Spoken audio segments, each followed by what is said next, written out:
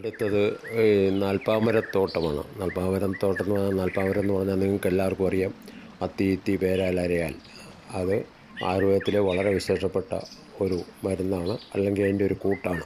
ശരീര സൗന്ദര്യത്തിന് അല്ലെങ്കിൽ ത്വക്കിൻ്റെ സൗന്ദര്യത്തിന് ഇത്രയും ഒരു പ്രയോജനമുള്ള ഒരെണ്ണം വേറെ ഇല്ലെന്നുള്ള രീതിയിൽ തന്നെയാണ് ആയുർവേദം അത് കണക്കാക്കുന്നത്.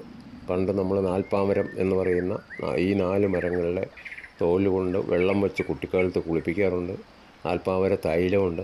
ഇതൊക്കെ നമ്മുടെ ശരീരത്തിൻ്റെ ചുളിവുകളൊക്കെ മാറ്റി ശരീരത്തെ ശുദ്ധമാക്കാനും ഉള്ളിലും കൊടുക്കാനുള്ള പല മരുന്നുകൾക്കും ഇത് ഉപയോഗിക്കുന്നതായിട്ട് നമുക്ക് കാണാൻ പറ്റും.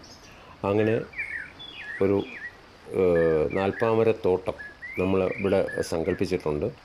ഇവിടെ അതിൻ്റെ ഭാവിയിൽ, അടുത്ത ഭാവിയിൽ ഈ നടുക്ക് ഒരു പുൽത്തകടി എന്നുള്ളതിന് വ്യത്യസ്തമായിട്ട് നടുക്ക് നമ്മളൊരു കുളം തീർക്കുകയാണ്.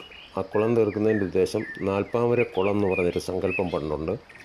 ഈ കുളത്തിന് ചുറ്റും 4 മൂലയ്ക്കും ഈ നാൽപ്പാമരം വച്ചാൽ ഇതിൻ്റെ വേരിറങ്ങിച്ചെന്ന് ഈ വെള്ളത്തിൽ മുഴുവൻ നിറഞ്ഞ് അതിൻ്റെ ഇല വീണ് ആ വെള്ളത്തിന് ഒരു ഔഷധ ഗുണമുണ്ടെന്നുള്ളത് പഴയ പൂർവികർ പറഞ്ഞിട്ടുണ്ട്. അവിടെ കുളിക്കുന്നത് കൊണ്ട് വളരെ പ്രയോജനമുണ്ടെന്നുള്ളത് മനസ്സിലാക്കിയിട്ടുണ്ട്.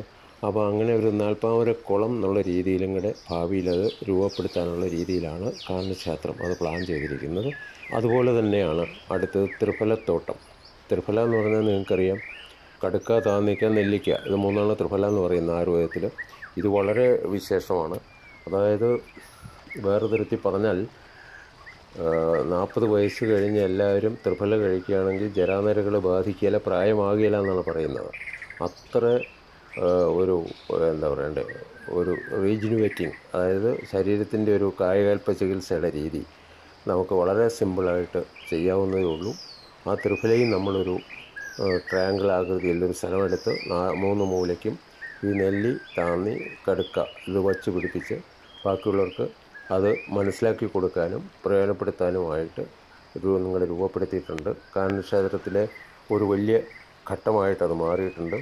ഇനി അടുത്ത സ്റ്റേജിൽ ആയുർവേദത്തിലെ ഗണങ്ങൾ ചെയ്യാനുള്ള ഒരു ഭഗീരഥ പ്രയത്നത്തിലാണ്. അതത്ര എളുപ്പമല്ല, എന്നാലും അതിനും ശ്രമിച്ചുകൊണ്ടിരിക്കുകയാണ്.